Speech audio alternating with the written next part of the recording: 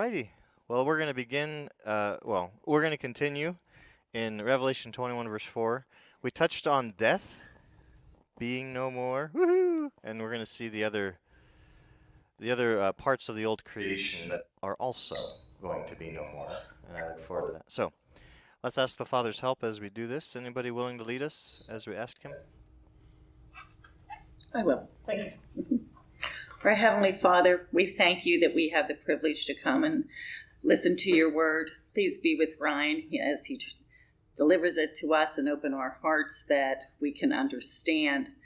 Bless our country and let us keep in mind that you are in charge. In Jesus' name, amen. Amen. Yes, He is. That's why it's worth carrying on. All right. Revelation 21. Let's read this section again. Just because it's so wonderful. But also, we just want to have it buried deep down in us for when we move on from the study. All right. So, would somebody read chapter 21, verses 1 to 8? All right. Thank you. Then I saw a new heaven and a new earth, for the first heaven and the first earth had passed away, and there was no longer any sea. I saw the holy city, the new Jerusalem, coming down out of heaven from God, prepared as a bride beautifully dressed for her husband. And I heard a loud voice from the throne saying, "Look, God's dwelling place is now among the people, and he will dwell with them. They will be his people, and God himself will be with them and be their God. He will wipe away every tear from their eyes. There will be no more death, or mourning, or crying, or pain, for the old order of things has passed away." He who was seated on the throne said, "I am making everything new." Then he said, "Write this down, for these words are trustworthy and true." He said to me, "It is done. I am the Alpha and the Omega, the beginning and the end. To the thirsty I will give water without cost from the spring of the water of life. Those who are victorious will inherit all this, and I will be their God, and they will be my children. But the cowardly, the unbelieving, the vile, the murderers, the sexually immoral, those who practice magic arts, the idolaters, and all liars, they will be consigned to the fiery lake of burning sulfur. This is the second death." All right, thank you. Always sobering to end on that note. Okay. So, what have we seen? We have seen that death, well, first of all, he will wipe away every tear. Speaking of God himself. And do you remember which passage in Isaiah is this referencing? Do you have a footnote there? 25:8 is what. 25:8, good. Now, if you remember when we went back and read that, along with tears in this text at least, it's connected to shame or reproach. He says he will take away the shame or the reproach of his people. So tears, one of the things I want to do as we look at these categories is try to move beyond a one-dimensional view of them, which is very easy when you read the Bible subjectively, through my own experience, through my own whatever, of the world. So what I've tried to do is go back and look how these concepts are shown in the Old Covenant Scriptures and the New Covenant Scriptures, just to get, this is what happened to me. I had a fuller understanding of what these words represent. Rather than just people crying, why? Why do people cry? Biblically speaking, what is it God's addressing when he talks about tears? Because we'll see this in a few instances, but are tears always negative? No. No. I'm not too proud to admit. There are a lot of times I'll listen to music or watch something being portrayed, and I get that oh, here it come. And I just start, it happens. And I'm blinking it away. I'm not crying, you're crying. You know, that kind of thing. And it's not bad. It's just the sense of something so beautiful, something so good. And you respond that way. So when we see tears, when we say he'll wipe all tears from your eyes, there's a sense in which you might be like, "Aw, all the tears? What about the good tears?" But the question is, what does it represent when he says it? And clearly, if you connect tears to shame and reproach, you're like, "Ah, that kind of tear." Okay, gotcha. So we're going to kind of take that tact as we go. Now, death, is there any sense in which death being gone might be disappointing? Only in one way. And this sounds harsh, but I think in the Revelation we're seeing this played out.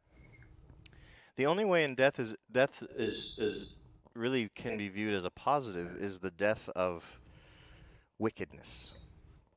If you think about it, if you had Hitlers, right, and there's not just one Hitler, if you know what I mean by Hitler, it's representative of great evil, very intelligent, influential evil. If there was no possibility that they could be taken out of commission, as happened with Hitler and so many others, the idea that they could just continue on and on and on without ever being stopped because they're endless. In that sense, death is a relief. Not that you're overjoyed that these people would die or anything, but there's a certain sense of relief that that which is wicked, that which causes destruction, has an ending. Is that what he's talking about? No, because that already happens. Amen. Back in chapter 19, we've seen the end of it all. The end of all the enemies of God. All the destructive forces have been put away into the fire. So now when we say that death is done, now what we're talking about is the death of that which we want to remain. The death of that which is good and precious, right?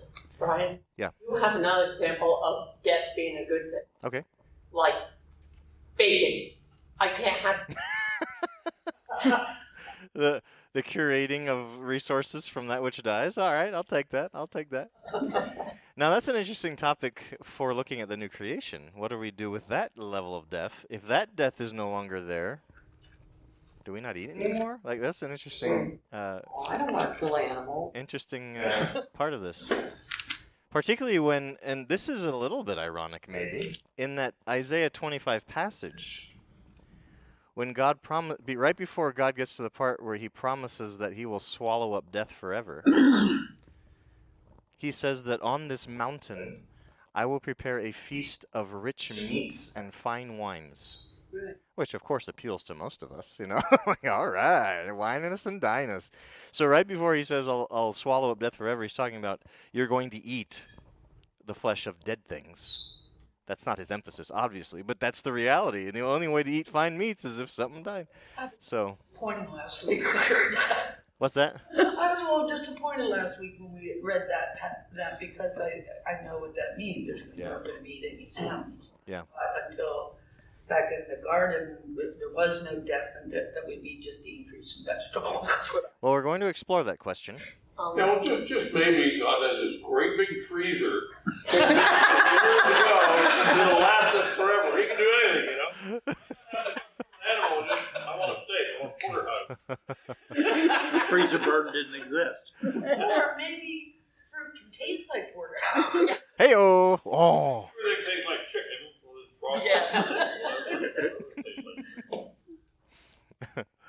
If I had any input on what heaven would be like, I just might make healthy things taste like really not healthy things. But anyway, I don't think I'll have these issues in that place. Okay, so after death, what is the next thing he says will not be there in verse 4? No more mourning. Okay. So in the NIV it says mourning. Does anyone have a translation that says anything different than that? I have sorrow. I have sorrow. Sorrow, okay. Also very appropriate. So this word, I never know who wants how much information. Just because it's interesting to me doesn't mean it's interesting to everybody. But I'll just write it anyways, just in case. So the word we're talking about here with mourning in the Greek language would be in English written as Penthos. The reason I look these things up is I want to understand how, as I said, how it's used elsewhere. What does it represent? That's what I'm looking for. I know what the word sorrow means generally in my English and my experience. So just to share some scriptures with you that kind of flesh this out.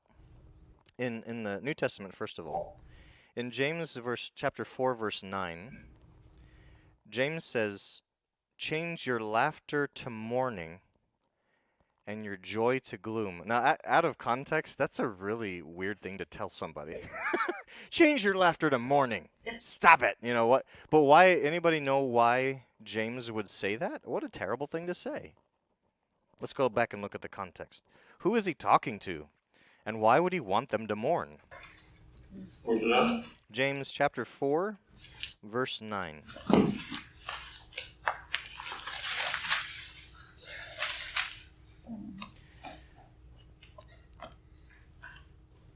If James is telling people to mourn, is he saying there should be mourning in the new creation? Nope. James chapter 4, verse 9. What does mourning represent here?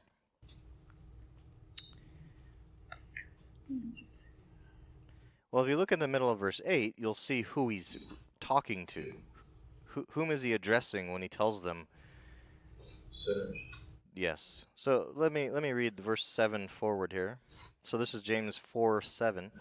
Submit yourselves then to God. Resist the devil and he'll flee from you. Isn't that fantastic? You can count on that? Nice. Where was it? Come near to God and he will come near to you. Wash your hands, you sinners, and purify your hearts, you double-minded. So in his view right now, he's talking about the sinner and the double-minded. And he's dealt with the double-minded earlier back in chapter 1 when he said, if you're going to ask God for something, believe and don't doubt. Don't be double-minded that way, right? So if you're a sinner or double-minded, he's talking to you. He says, grieve, mourn, and wail. Change your laughter to mourning and your joy to gloom. Humble yourselves before the Lord, and he will lift you up. So in this reference to with this word, what does mourning represent? I think the understanding of how wrong a person is doing in their mourning over Yes. their sin. Very good. So this is rebellion related. So if there's no more mourning based on this context, what does that also mean? There's no more Sin. rebellion. Yes. See, that's what I'm talking about. That's what I want to see when I'm looking at this word. Not just no more people being sad, but no more cause of sadness. What cause? In this case, no rebellion against God's way. And by the way, this rebellion leads to hurting others, and I think that's a part of the mourning as well. And how many of you have experienced this? When you woke up to the fact, and probably a myriad different examples in each of our lives, when you woke up to the fact at some point that what I did really hurt somebody in a significant way, there's a grief there. Not just that I break one of God's rules, I actually damaged somebody. And there's this deep mourning when you realize that, if you have a godly repentance. No more of that. No more harming each other. No more damaging other people. And therefore leading to the mourning of that repentance. I think that's awesome. How about in Revelation 18:7, we see mourning that comes from, well, Tyrone Pike Rec Center and South Center Street. Let's go that way. That's This route is 9 minutes faster than Tyrone. yeah, that's interesting. That's the right path. Arrived. So in chapter 18 of Revelation, verses 7 and 8, we see the word used in each of these two verses, 7 and 8. And look at the way it's used as this progresses. Revelation 18, verse 7, we're talking about Babylon, the great harlot city, remember? Give her as much torment and grief as the glory and luxury she gave herself. In her heart she boasts, I sit enthroned as queen. I am not a widow. I will never mourn. There's that word. The cockiness, the arrogance that I am on top of the world, no one can touch me, I'll never mourn. But look at what verse 8 says. Therefore, in one day, her plagues will overtake her. What are those plagues? Interestingly, death and mourning are two of them, and famine. She will be consumed by fire, for mighty is the Lord God who judges her. Again, here, why is mourning happening? As a result of God's judgment, because of sin. Again, mourning in both of these New Testament contexts is related to the sin and the judgment that follows. Those are the only other times, because it occurs 5 times, this word, in the New Testament scriptures. Like I did last time, I wanted to look at the Greek version of the Old Testament. Anyone remember what it's called? Because it's going to come up a lot. Septuagint, good. And the shorthand of that is the LXX, which represents 70 in Roman numerals.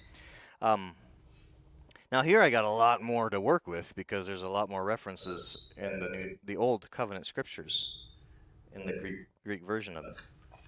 So I'm going to rattle a bunch off here. In Genesis 27, mourning for Isaac because he died. In chapter 50, Joseph mourns for Jacob. Deuteronomy 34, the people mourn for Moses. In all of these cases, what causes the mourning? Death. So a part of the reason there's no more mourning, part of it, is that there's no more death. And perhaps some of the deepest mourning we ever experience is when someone we care deeply about dies. Same thing. Bathsheba mourns for Uriah, her husband, that was dealt a very dirty hand by the king, David. David mourns for Absalom, his son, who was a rebel, but still he loved him. Gets caught in the tree with his long, luscious hair, killed, and he's mourning for him. In Esther 4:3, this is a really important example, I think, that helps flesh out the deep and profound beauty of this promise here. In Esther 4:3, we see that the edict of the king of Persia has gone out. It's really Haman's decree, but he uses the king's authority to get it done. Do you remember what the edict from the king of all Persia was about, that Haman, the bad guy, was trying to accomplish? Yes, there was a day where not the government officials or anything, but the people of the land were given free rein to go kill Jews and take their stuff. What? It's kind of like the movie The Purge, if you even know what that whole thing's about. It's just you get a day of just going at it, just no consequences, and it also reminds me of the Crusades.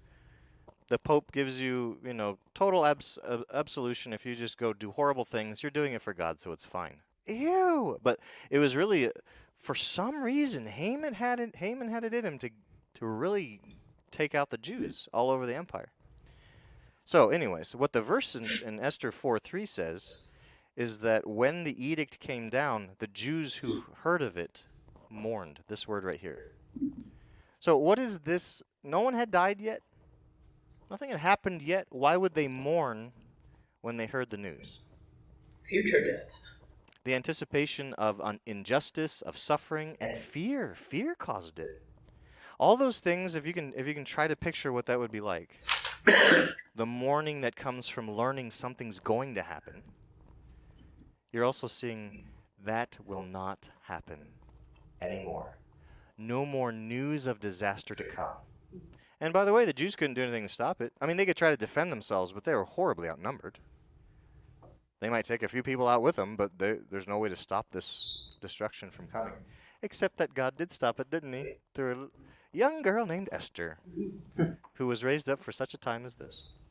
Now, keeping that in mind, in Esther 9, verse 22, the statement is made that their mourning was turned into a day of celebration.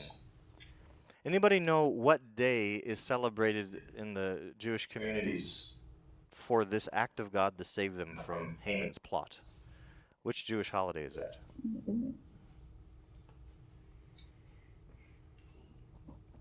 Purim. Is that right? Yeah. So this is not an official religious holiday like the other ones God gave at Sinai. This is more of a celebratory remembrance holiday. And that's where you get out the dreidel, and there's all kinds of cool stuff that goes on there. And when they recount the story, they bring up Haman in the storytelling, and the people listening. In some communities, they're expected to boo and to hiss, because he's the jerk he's the Hitler of that age, so to speak. Anyway, so mourning has to do with fear of what's ahead and the dread of disaster forecasted. No more of that in the new creation. Fantastic. Let's see. Sorry, I'm trying to sort through these, so.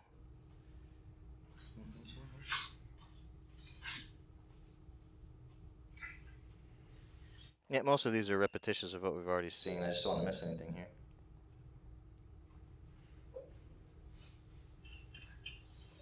Yeah, so if I could, oh yeah, judgment. So there's several of these, but for instance, Amos 5:16, Micah 5:8, Yahweh's judgment brings mourning to the people, as we saw already in Revelation. But when God decides to judge the people, they will of course mourn, because his judgment means loss. His judgment means damage.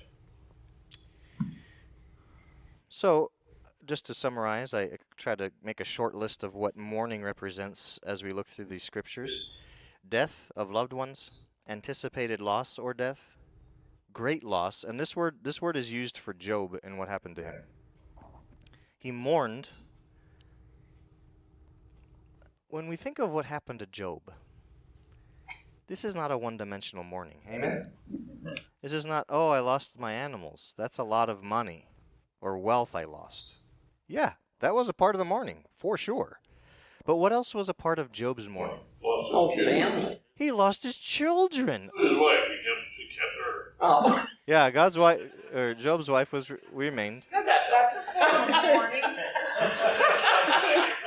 Now she does prove to be a piece of work for sure, if you read it. Though it's hard to judge her. The woman lost her kids too, and lost her whole life, as she knew it. But when you think of the fullness of his loss, it was everything. Everything he had come to understand. His prestige, by the way, too. If you read his woes throughout that book of Job, you're less impressed than you were at the very beginning of Job. At the very beginning, he's got a very noble view of things. God gave, God took away. What you gonna do? Are we just gonna honor God in the good times? That kind of spirit of, all right, cool, good job, Job. But as time goes on, he turns real bitter. Do you remember what this is a sidebar, but this is such a fascinating account to me. What did his friends do when they came to him originally to try to help him? What was their behavior? He must have sinned, he must have done something against God to cause God to do that. So. Eventually they did, but not at first. What was their initial? They came to him and just sat with him. Didn't say a word. For how long? Days. It was a week, yeah, 7 days of just being a presence. And again, you're totally impressed with them at the beginning, just like you are with Job.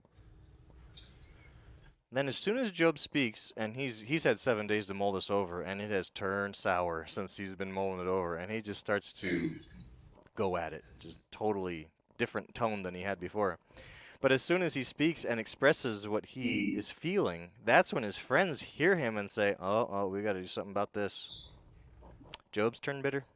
And I think he's going to start blaming God here. We got to put him in his place. And that's when it turns into an argument for chapter after chapter after chapter, trying to outdo each other with wisdom. Anyway. So that's mourning. And that is not going to happen in the new creation. And then, as I said, suffering for God's judgment. Job didn't suffer because of God's judgment. A lot of people have. And in the new creation, that won't be a part of it. No more suffering God's judgment. So in all of these, they represent more than just the word. It represents a whole reality that leads to these things. What's the next one in Revelation 21, verse 4? What's the next element of the... What is it? Crying. Okay.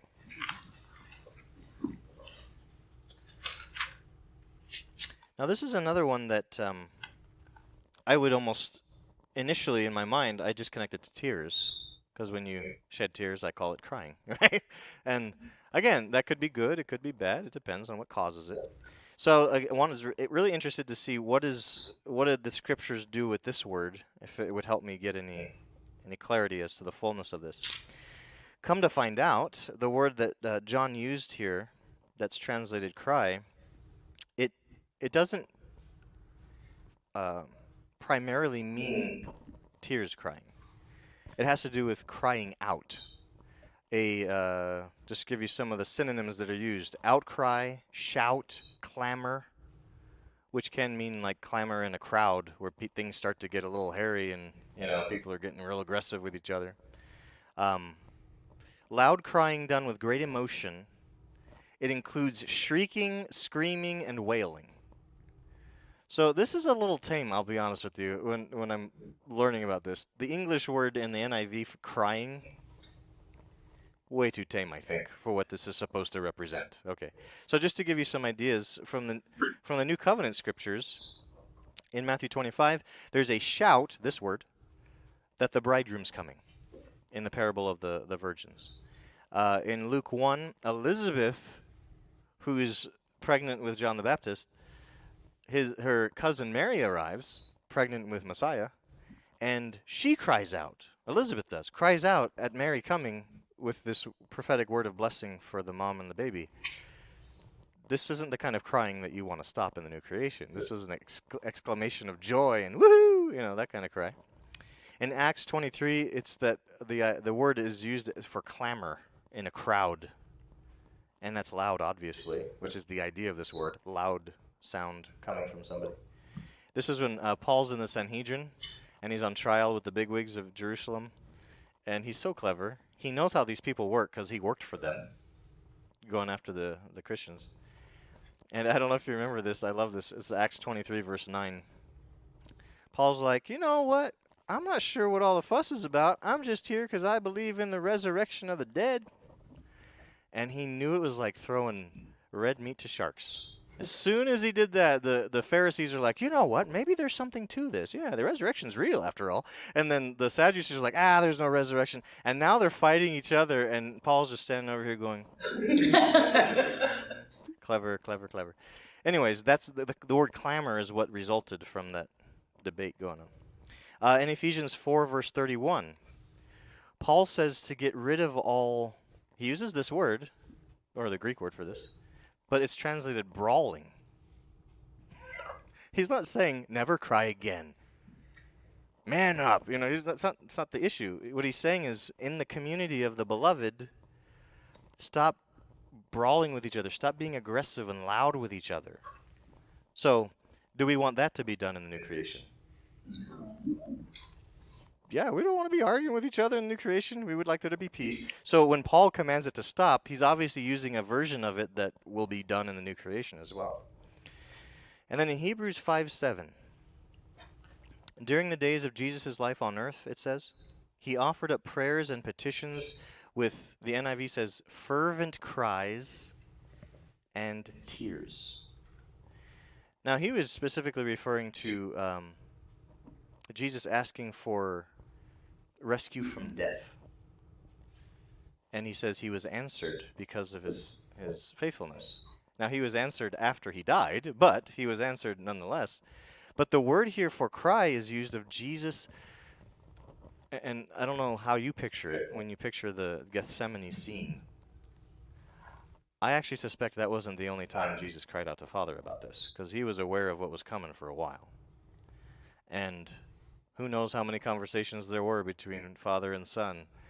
This is really how it has to go, Father? Yeah. Okay. Next day. Just checking in, Dad. This is still how we have to do this? Yeah.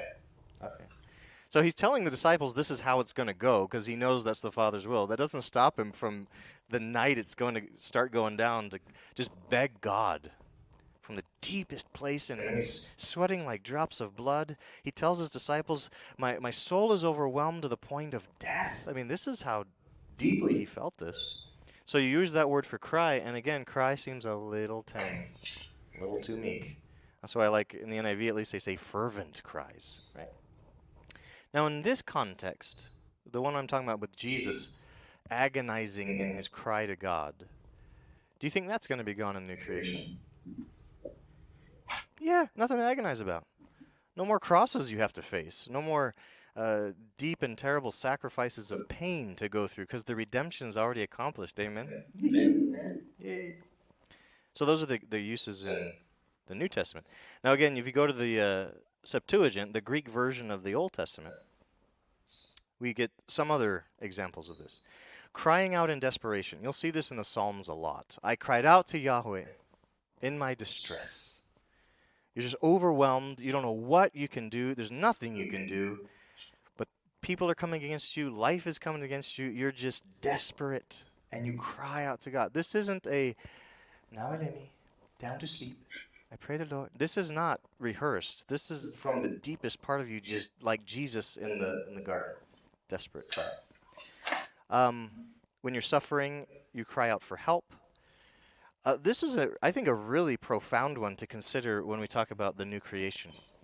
This word is often used in the Old Testament to speak of people crying out against others. For instance, when Yahweh shows up with two angels to talk with Abraham, his servant, after their time at his home, I say home, his tent, and Yahweh is about to move on and go on from there with his two angels. He stops and decides to talk to Abraham about what he's about to do, and the two angels carry on. Do you remember what he said they were there to do? What were they there to accomplish when they went towards Sodom and Gomorrah? Destroy it? Well, he didn't quite get there. That was a possibility. He actually said they were there to see if the outcry against them, if they were as bad as the outcry against them. In other words, this was investigation. Because, and actually I'm quite comforted by this, because God knows everything. It's a little weird he has to investigate. But it speaks of his justice, his desire to be seen as just. Rather than just blow them up and later tell them all, people were complaining. He actually decides to go and personally experience it so that when he judges them, there can be no question it was deserved. So, by the way, when the two angels go there, what happens? They prove how wicked they are. And it's not just about homosexuality, by the way.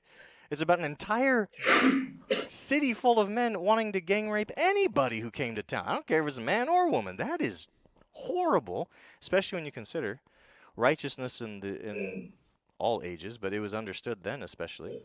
Hospitality is a chief virtue of righteousness. So rather than take care of them like Lot was doing, they were wanting to exploit and abuse these strangers coming through town. Like the wickedness was on full display. So when the angels tell Lot and his family to get on out, is there anyone else in the family? Well, let's let the daughters, they're betrothed, let's let them know so they can leave too. It was because these people have proven they deserve this judgment. And off they go. And then the judgment came. So anyways, point being, there was a cry against these wicked people because they had been damaging so many other people. And you see that in various texts of the Old Testament. Where does that connect you to the Revelation? Where do we see the cry against people in Revelation? Martyrs on the altar. You can never escape that vision. It's just pow right there, right? The cry out against whom? Who were they calling on God to deal with? Those People that persecuted. Yeah, because remember the question was, how long until you avenge our blood and judge the inhabitants of the earth? So that's an example of this crying out to God. Now, why would people cry out to God? Well, because he's the judge of the cosmos. There's no higher authority to cry out to. Now, you should call out to the authorities all the way up the chain. They should do something about it. That's their job. Just like if something goes down in my household, I'm trying to teach my kids, you don't take it into your own hands and go pummel your younger sibling or whatever, spit on your older sibling. You don't do that. You take it to someone in charge and cry out to them, so to speak. Now, if I fail to take care of it, you have to make an appeal to someone higher than me, which in their case is God. Unless it's illegal, then go to the police. But that's the way that the meekness, and this is such a beautiful concept to explore. We won't do it right now. Meekness looks like exactly what I just described. Meekness means I'm suffering, but I will appeal to the proper authorities rather than take it into my own hands. So in the Psalms specifically, when we read what Jesus quotes later in the Sermon on the Mount, when we read that the meek will inherit the land, that whole psalm is talking about the fact, even though I'm being terribly wronged, I will continue to be faithful to Yahweh and trust him for judgment.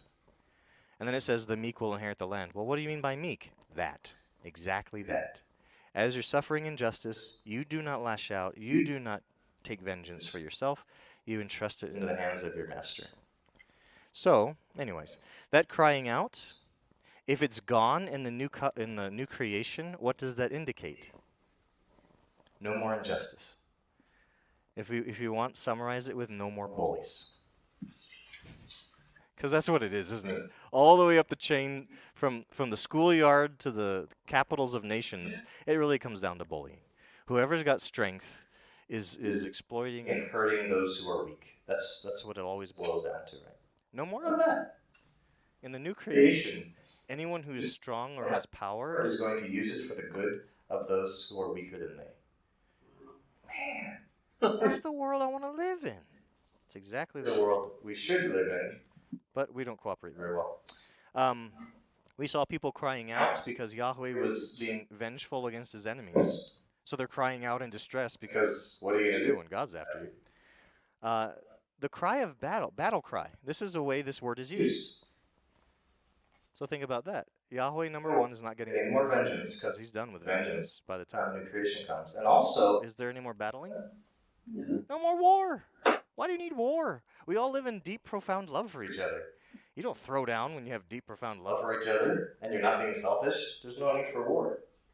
The king has brought total peace. And then another example from the Old Covenant is drought. People were crying out to God for help because there was a drought in the land. What do you think? Is that going to be gone in the New Covenant or in the New Creation? Mm-hmm. There's no more want. Why? Because Yahweh is our shepherd. We will lack nothing. The whole world can say that, and it'll be true at every single detail. Yahweh is our shepherd. He's ruling right over there in the city, and we want and lack nothing. He meets all of our needs. That's so awesome. So when we say there's no more crying, and you're thinking to yourself, oh good, no more toe stubbing. No, that's not what it means. It doesn't mean I personally won't experience unpleasantness in that small way. It means these big world-corrupting issues are gone. That's why I was excited to do this digging in, because it just expanded these words for me. Because when I just read the lists, just the word I'm seeing, like I said, I make it very subjective. What do I think of when I think of crime? Oh, I'm not happy about the day or whatever. It's like, no, man. I'm talking about cosmic, worldwide, big kingdom things. They're gone. Is there anything else after crying? Pain. Pain. I thought your toe wasn't going to hurt.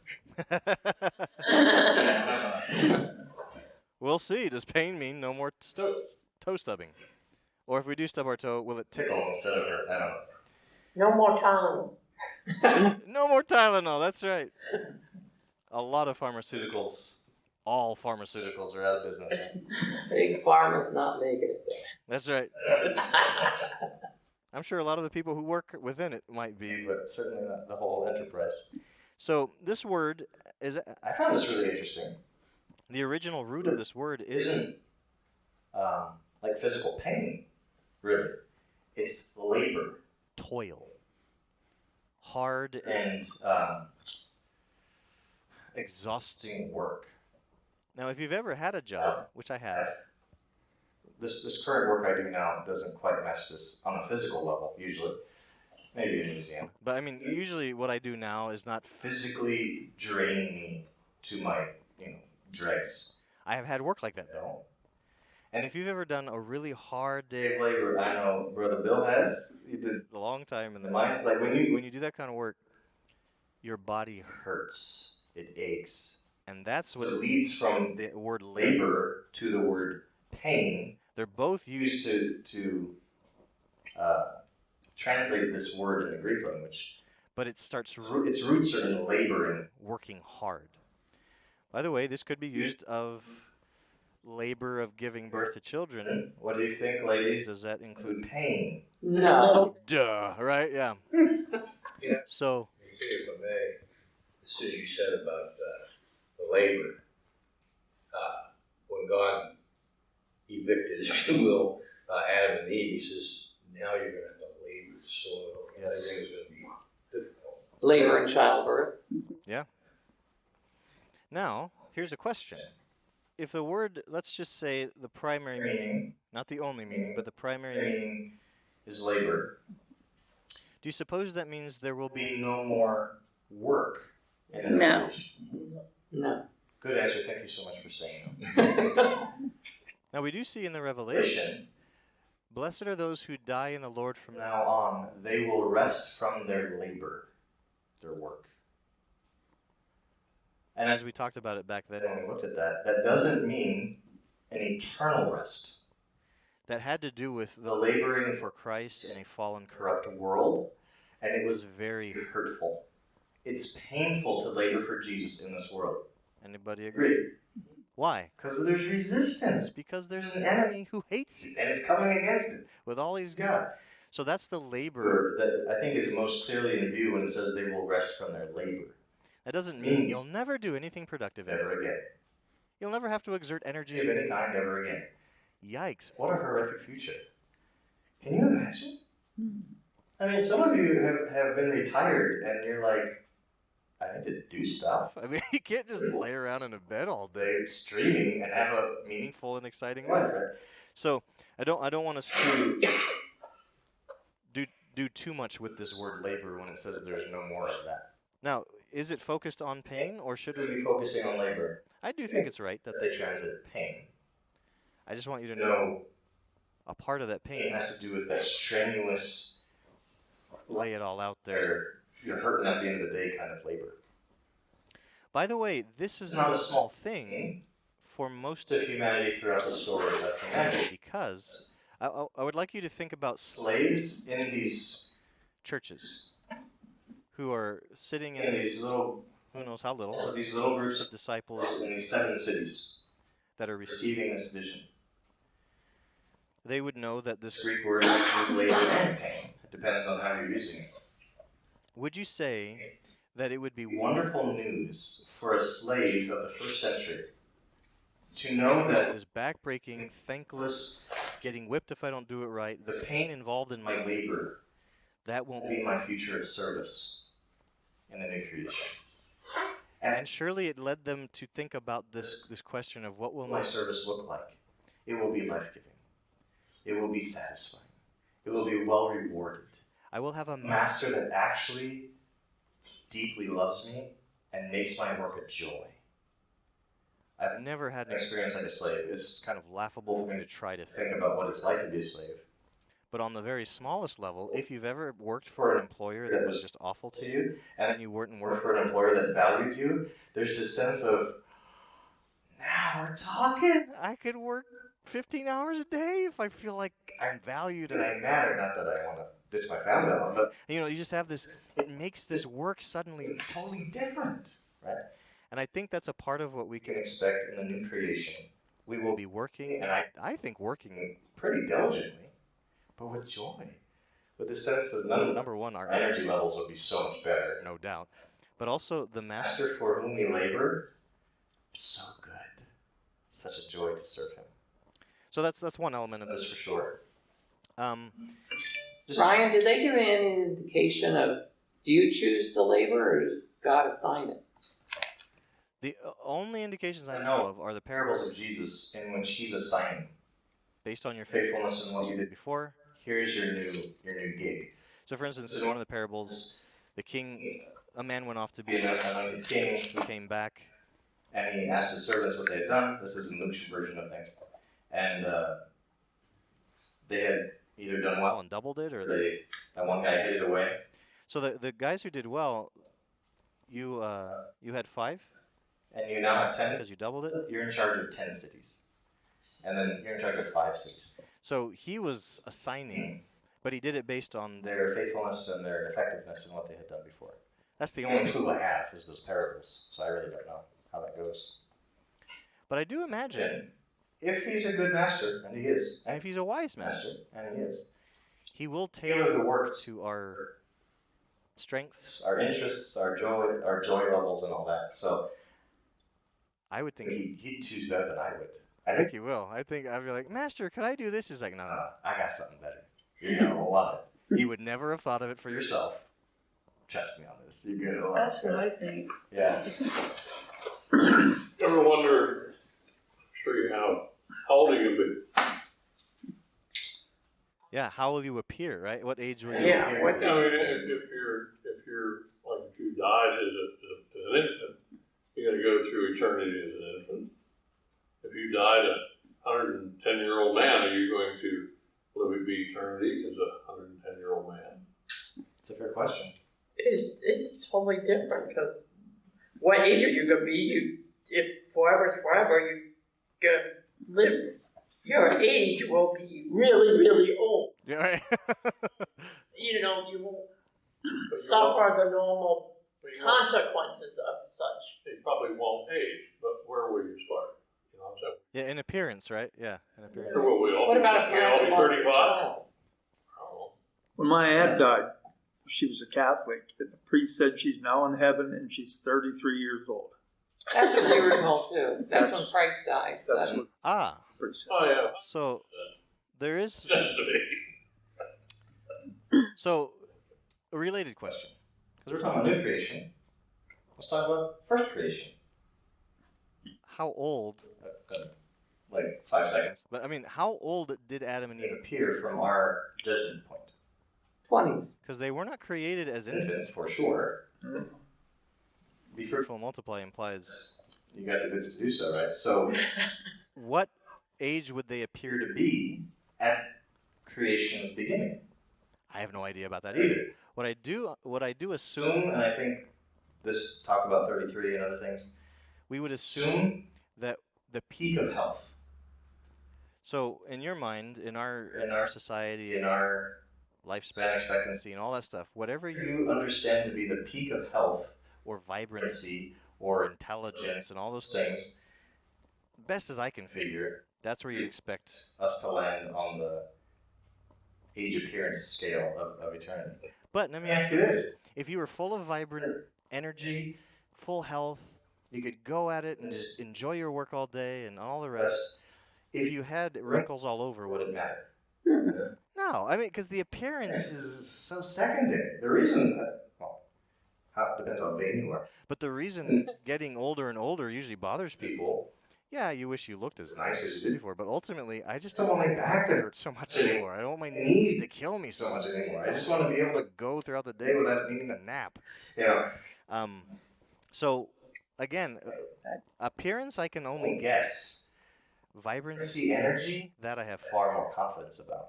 Because the old order of things is no longer sapping the life and health from us. I am curious though. I really do wonder what will the Appearance appearance be. be? I'm excited to find out. Like you see in movies, they picture older, wiser people as like, yeah, having big gray beards and all this just to, because it portrays wisdom. It Right. portrays a long life. But if you had a child die at 4 years old, and then you didn't die for another 50 years, when you meet the child, is he going to be 54 up there, or is he going to be 4? And Great question. someone and then- childbirth or before childbirth. Right.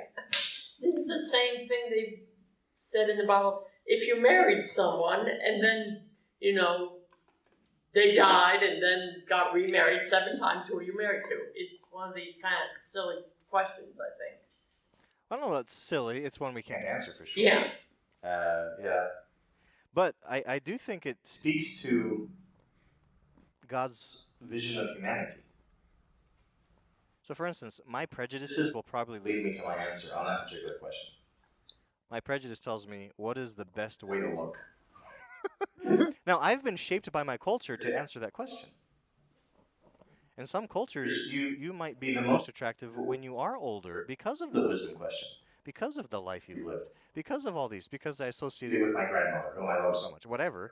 God doesn't have my my prejudices and preferences. So I'm Actually, actually really curious. when he pulls the trigger and does this, what does he See, reveal about his his vision of humanity to make these calls. I would love to know. I don't know. Children, maybe.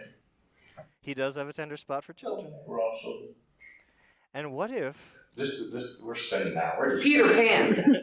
Pan. Yeah. what if he recreates this as no, before I spin off too far into The other regions of speculation, Oh. our only guide thus far to any of these questions is the one resurrected person on record, Jesus himself. Now, when Jesus was resurrected, he was resurrected about how he looked when he died, right? That's probably why the 33 thing comes up. It's the only thing we have to go on, is a 33-ish-year-old person who died and came back immortal. The problem with that is Your sampling is really small and limited. How old was Lazarus? Does it say? We don't know. He's only dead for a short period of time. It wouldn't have changed very much.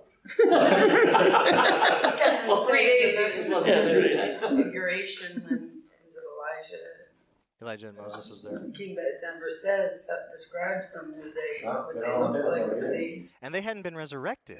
So that's not a sampling Either, either. right? Yeah. So now here, this would have been interesting. Interesting. If Jesus, as a 33-ish-year-old man, died and he was resurrected As a teenager. then I'd say, you know what, I bet we'll be resurrected as teenagers.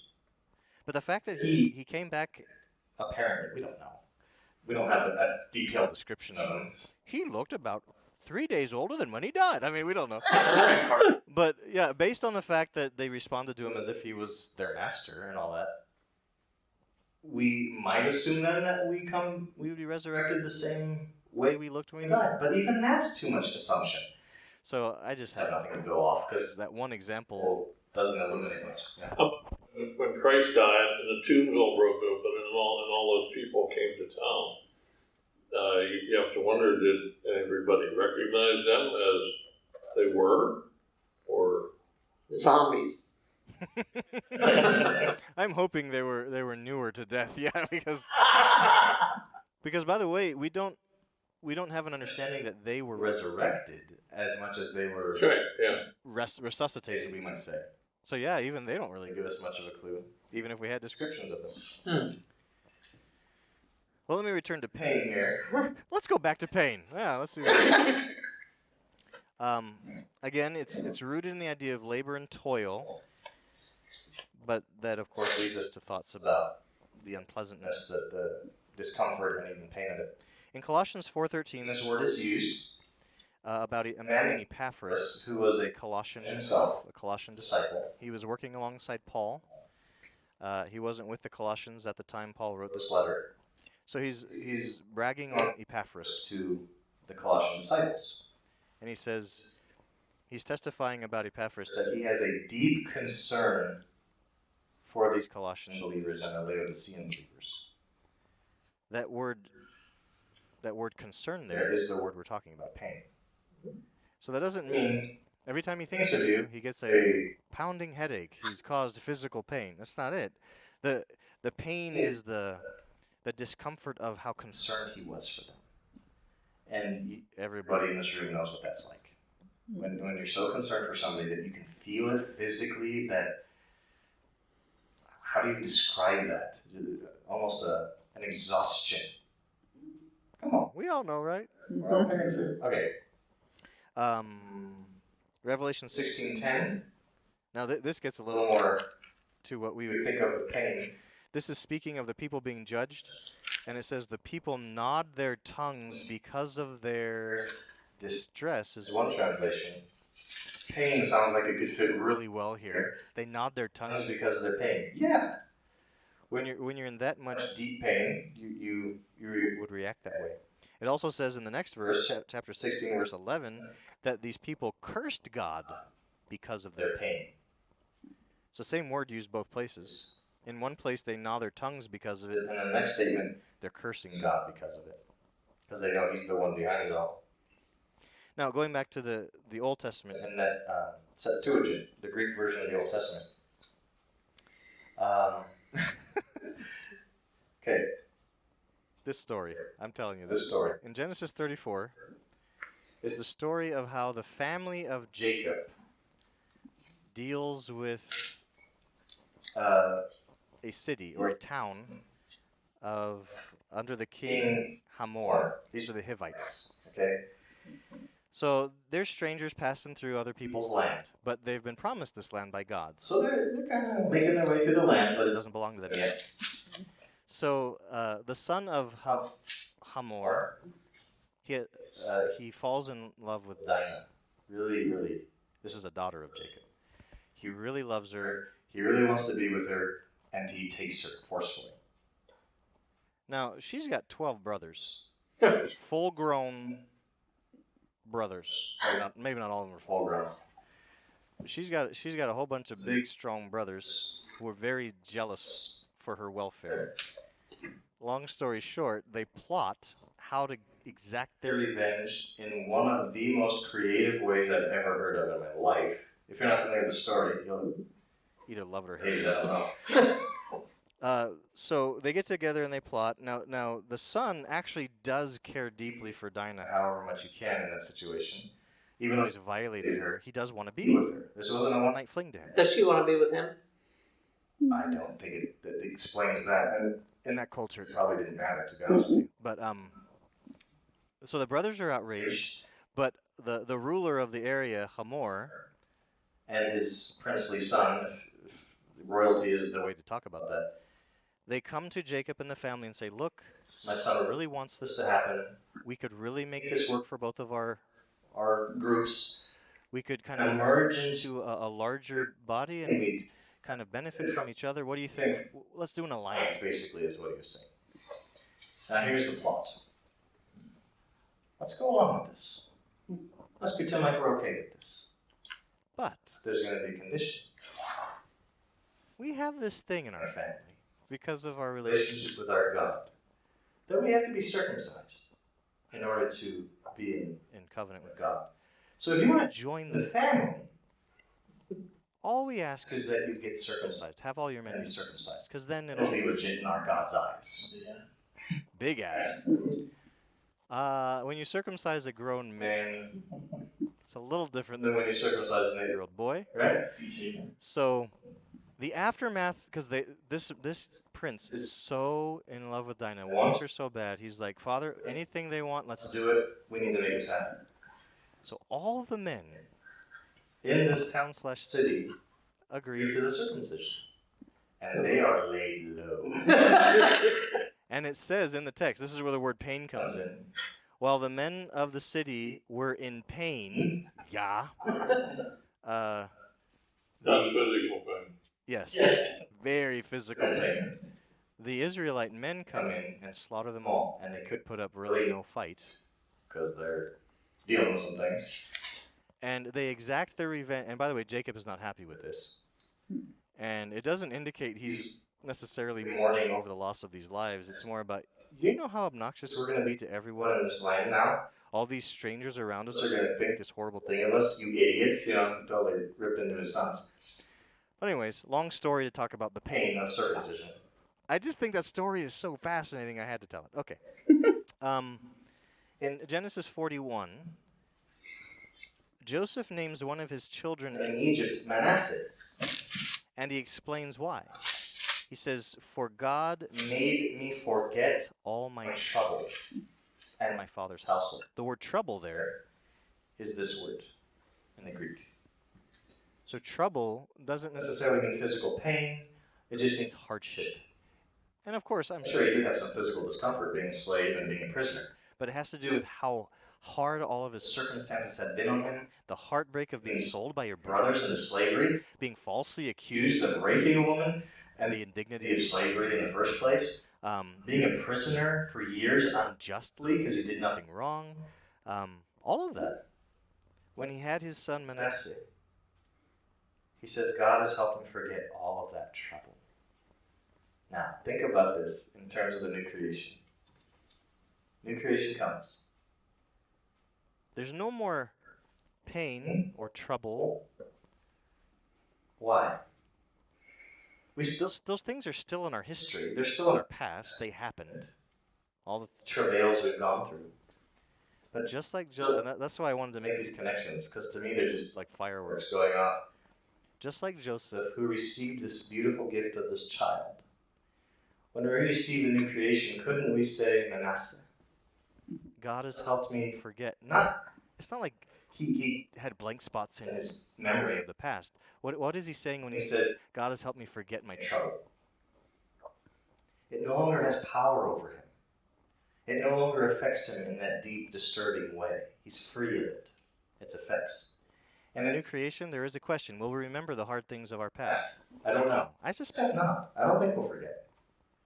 God It's gets too much glory from those things. I don't know why you want to sap that out of our memories. But like Joseph, I think we'll be able to say, but he's helped me me forget it in the sense of it has no power to bring mourning to my heart, this pain that it used to cause. Well, it's the same with childbirth. When you're going through it, you swear you'll never have another Excellent. child. And as soon as the baby is put in your arms, you forget. Yes. Beautiful example. better than Mine, mine. thank you. In fact, Jesus This is references that example when he talks about the travails of serving him, and and all that it's gonna be really painful and hard. he But talks about that Exactly. example of after all of that pain pain. and suffering, when the child is born, the mother forgets all about the pain. Now, does she remember it hurt? Yes, but it's not on her mind right now. This child is dead. Well, it's more like the pain, I think, is what you're saying is instead of a physical pain, it's more like a heartache. Yes, that's a good word. Well said. And again, I don't think it discounts the physical part, but that's the Deeper, more important part for sure. if there are stub toes in The the new creation, because I was an idiot and I need to watch my step. step, I don't think God broke any promises. promises. But if someone Wounds me deeply and I march for the rest of eternity for that wound, I'm going to feel like maybe he broke a promise right there. because he said there'd There'd be be no more this. Just a few more. Moses was watching his people going through their quote hard labor, Labor, when he was, a royal, member of the royal family in Egypt. but he watched his fellow Israelites. Now I don't think that word being used there means he just watched them getting whipped. Whether they were physically being hurt or not, he saw the Difficulty and heartache of their situation as slaves. and the hard work that they had to do with harshness And their masters, yeah. which leads us actually to the word cry that we used before, because Israel is said to have cried out to Yahweh because of their harsh. masters in Egypt. So it all connects. That's an interesting thought. It just occurred to me. If you connect those two words, Which the scriptures do, to the slavery of God's people in Egypt. when They they got to the promised land, couldn't it be said, God intended them to have no no more crying out, out and that painful labor that they had back there in Egypt? I think that would be totally legitimate for God to say, that's My my vision for your future. no more of that Slavery and its implications. Now their sin led to all kinds of issues. But that was what What he he wanted for them, and that's what he's finally he's going going to have for his people in the new creation. I don't think there's anything else that's totally different than those. Okay. So again, when we we see that God is is promising no more of these things. We're not just saying no more unpleasantness. we're saying no more of the deepest and most Profound brokenness. brokenness in God's world. What this did in Me me is it changed changed the focus from how much I'm going to be how much I'll enjoy not having these these things in my life to celebrating the fact God and all of his his kingdom beings, angelic and human alike, are going going to experience freedom from all of the corruption that's ever happened.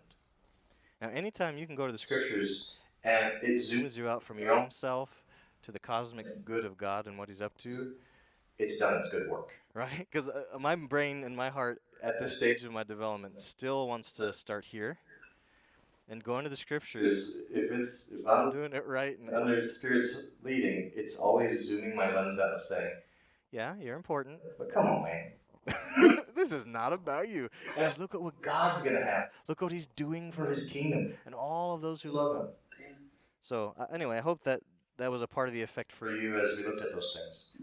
This is bigger than me, and bigger than my issues, and bigger than my discomforts. Now, going back to chapter 21, verse 4, there's just one more piece of this sentence. according to John, why are these These things no more. What's the last part of this? The old Word world is things have gone. passed away. Okay, you're all right, but you're all mingled too. So, what did you say, Nancy? From your translation, what What does does it it say? say? For the old world and its evils are gone forever. Oh, Okay, okay. let's explore this. Okay. I'm really fascinated the way Translators choose to communicate these things.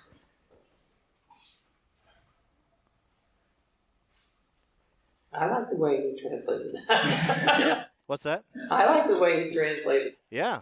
You were talking about Exodus and the 10th plague. Made me think of those tears and mournings when death comes on them as well, and all the chosen ones and blood of their purpose didn't have to experience those things. You're right. Very good. Which is a picture of the Revelation. Right, for sure. Yep. In fact, that word crying, the wailing, that was used of the Egyptians who lost their first. First one, absolutely.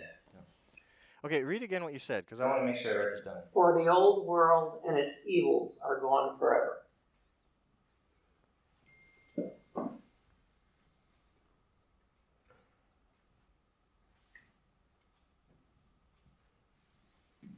Okay. And then someone's got the NIV. NIV probably. What was the I've NIV? got an idea. What does it say? It says, for the old order of things has passed away. Is there any other translation? That's different than this? The NLT has all these things are gone forever. I thought you had the NLT. Do you not have the NLT?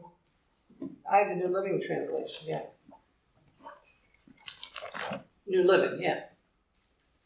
Are you reading a different part of the verse? Maybe? Is that the very end of verse Verse 4. 4? Yeah. Interesting. Here's when he reads, it's a little different than mine. I don't know if we have a different version of it. Maybe they updated it. Okay. So read it again for me, Don. It says all these things are gone forever.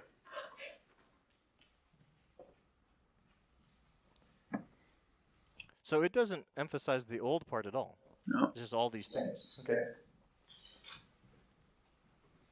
That's significantly different. All these things. Okay. Now, of course, you could look at dozens of Translations in different ways. Yeah. Worded. So what I wanted to point out to you, With the application.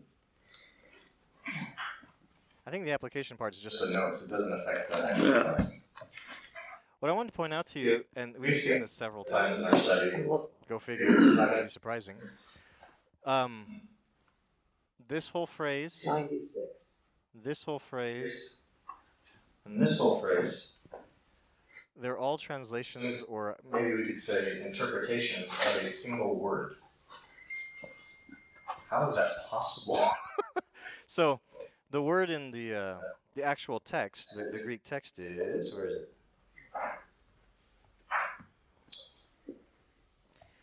Prota. Prota. Now, what does the word prota mean? It means first, former, or premier. and other Variations of these things. So I'm looking into this because this one word is all these things In the translations. which doesn't mean they're wrong. It just means I want to know How they get get from that to here. You know, what are we talking about? So let's just read it. The text that we have, whatever text you have, let's just Read read it it and and replace all of this with. And by the way, what kind of word is this? What part of speech? It's an adjective, which means it's what I've been calling a hanging adjective. There's no noun to it. The first what? Former what? Premier what? What are we talking about? Where's the word proto come from? I mean, it's a That's a Greek word. Greek word, that's all of Greek. So that would have been the word John actually wrote there. So let me read it that way. There will be no more death, mourning, crying, or pain, for the first has passed away. Okay. That Seems like it's so much less less satisfying satisfying. than these readings. What are we talking about?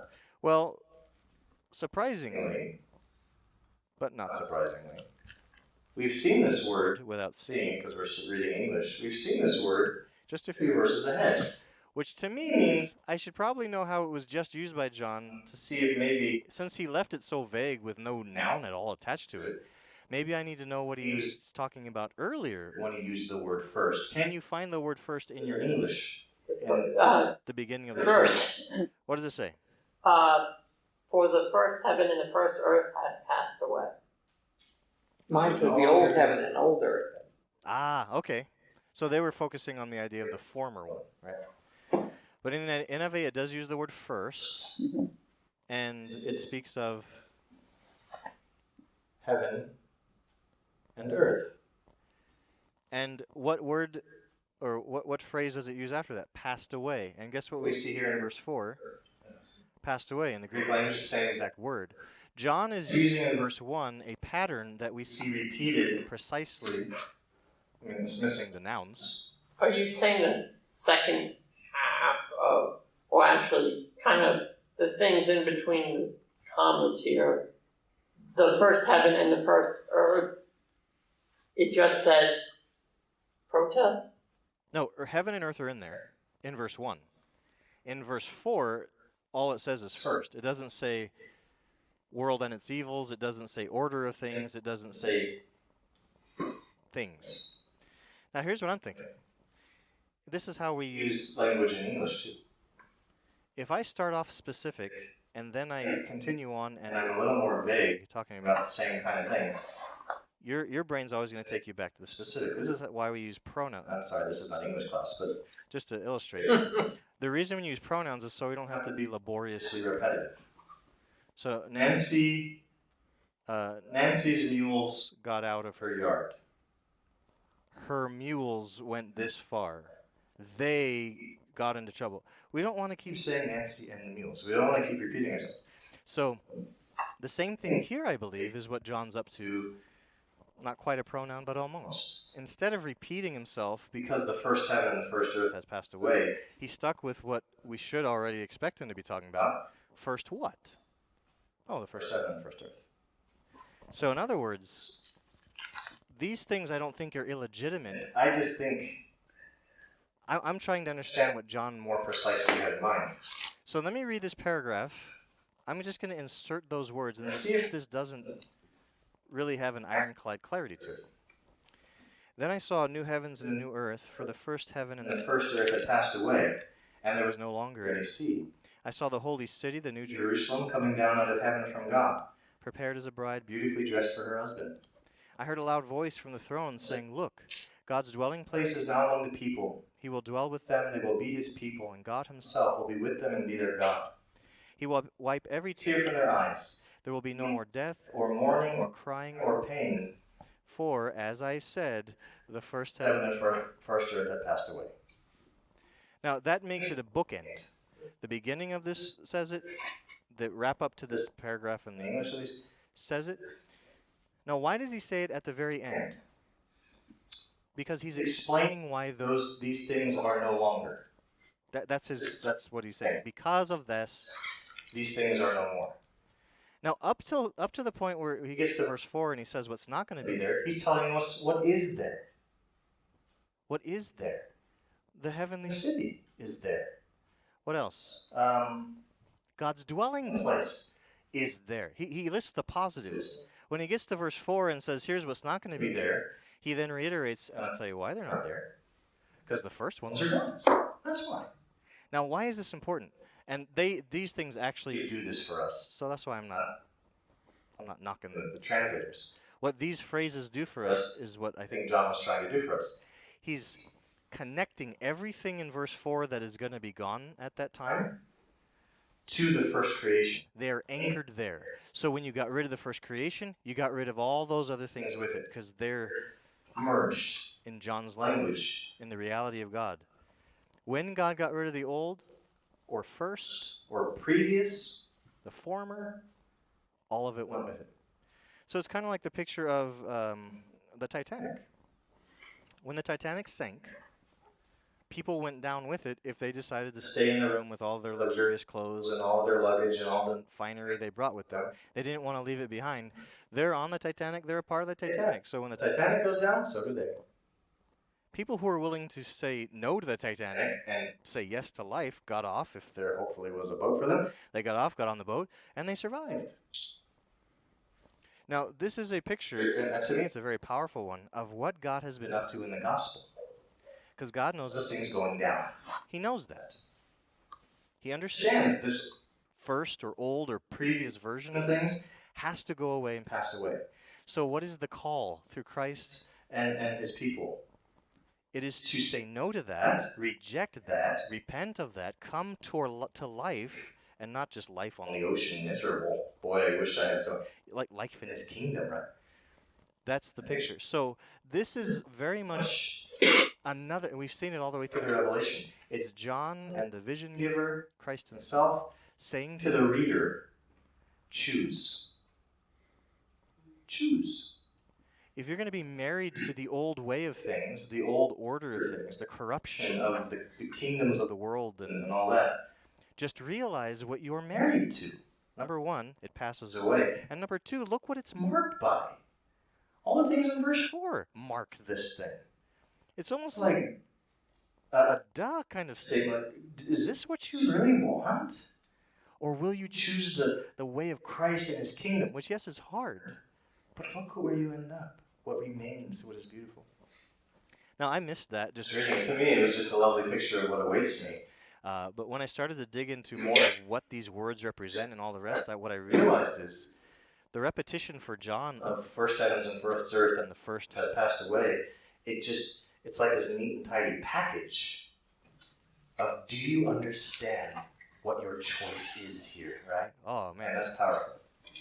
And if we can see that, and if we can help pass that along to others, in different words, of course, we're better at what we want to be doing. We have a clear vision of what we're sharing with people. All right, and then to look at the last words of this sentence, passed away, not much to say there. We've looked at it already. It's the language of go. Just go. They just went. They left. The first heaven and the first earth, it left. That's right. There was no room for it. Haven't we seen that language in other things? No place was found for that. Why? Because the new heavens and new showed up. Where are the old ones going to be? They've got nowhere. They've been replaced by something so much better. All right. Any thoughts or questions on that? We made it through half a sentence. Yes. But it's a pretty loaded sentence, I think you'll agree. It's a pretty loaded sentence. I'll just want to look briefly here at verse 5. He who is seated on the throne. So you can tell we're shifting away. He had a kind of flow of thought in the first 4 verses. Like I said, with some bookends on it. And now his attentions are drawn to something else. He who was seated on the throne said, I am making everything new. Doesn't that go along very well with the first that passed away? Yeah. Got rid of this. I'm making everything new. Then he tells John, write this down. For these words are trustworthy and true. Now, we've seen this language before of the one seated on the throne. Who is that? Christ. Or God. Good. God the Father. Mm-hmm. And how have we seen Christ referred to in the heavenly scene? Lamb. The Lamb. Yeah. So the one on the throne, the Lamb, is the language of the Revelation. So far, the Revelation is very clear who we're talking about here. The one on the throne is God the Father. And so he's the one speaking. We've seen it before where a voice from the throne said something, and there's some question who that might be. Now he's been as specific as he needs to be. We know exactly who's speaking. God the Father, the architect of all that's happened ever since before creation. The one who so loved the world that he sent his one unique son. Right? The one who... I just want to make sure we know he is not the big bad meanie who's mad at everybody, and Jesus had to come and say, Daddy, can I do something to make this better for them? Like, that's a view that was held in the medieval period, actually. that God is the angry judge who just wants to smite all the sinners, and Jesus, the compassionate one, went up and said, "Here, let me do this. Let me make it so that it's better." Like he had to placate the Father or something. This is go ahead. So John saw him. Well, it says he said something. So now, well, yes, I will say John saw him Yes. in the sense of he saw A picture of his glory. I don't know that we can say he saw him in his fullness. Okay. But in this verse 5, He's just hearing something specific. Ryan? Yeah. Earlier in Revelation, doesn't it say something about the Lamb being on the throne? yeah, and very good. So back in chapter 5, We see that language.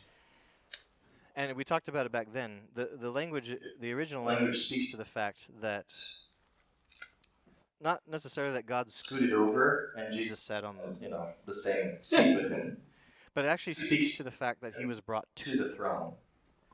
And the reason that was significant in the chapter 5 setting is because John had seen in chapter 4 the one on the throne, and around the throne he saw different layers of God's counsel. So the 24 elders. Within that, you had the 4 living creatures, like getting closer and closer to the throne, as if the privilege and honor was getting higher and higher. So when the Lamb shows up, he is spoken of as having come to the throne itself. He's not distant at all like the others are. He's not just a part of the council. He's in there, but separated. He's actually brought to the throne, which connects us to the idea of he's sitting at the right hand of the Father. So, could you Envision a second throne there? I think so.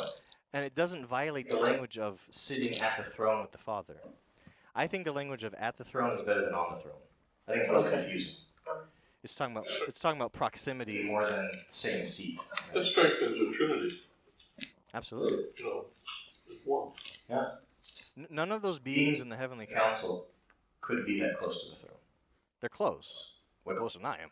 But no one can do what the Lamb can do. He alone is worthy. Which also, he's the only one worthy to open the scroll that was held in the hand of the one on the throne, right? Yep. So this one, God our great Father, he says, I am making everything new. Now here's a question. We've got A couple minutes, so probably can't go too far. We might return this. It's in the present Progressive sense. It's like it's happening. right? I am making. So one question We have to ask. is it presently progressing at the point of John's vision, meaning the new creation is already there, etc., etc. or since the one on the The throne throne is is speaking directly to to John. is he in some sense stepping away from the vision he just had and saying to John, with this in in mind of what's ahead? I am, as John's writing it, And as John's there there on Patmos, I am right now in the first century, making all things new. How do you think is the best, most honest way to read it? I am within the Time frame of the vision making all things new after the new creation. Or John, as you're You're experiencing this vision on the island of Patmos in the first century. I want you to tell the people, I am right to now now in the process of of making all things new. Is that question clear? Clear, or am I just Yeah, I think, Gobbledygook. putting it in context with John's time frame, I'm now making things new. I think what it does is, if you can look at it from that perspective, it gives you a greater vision for the fact that the kingdom's here now and it's growing and it's progressing. I agree. Do you think that's the way it was? It is meant to be read though. Because I like it more, but that doesn't mean it's right. What do you think? I think it could be understood either way. Okay. Felt like you prefer, Yeah. I like it. because, I'm sorry. Go ahead. Finish it. Because if you look at it the other way, that at that time he's making everything new, I think it would give us an attitude of, well, we'll just sit here and wait until he does that. And so I think it lessens the impact in our lives as individuals and as a church, the ability to grow the Christ and move in that direction. Otherwise, we're just hanging loose and waiting. Sort of like people,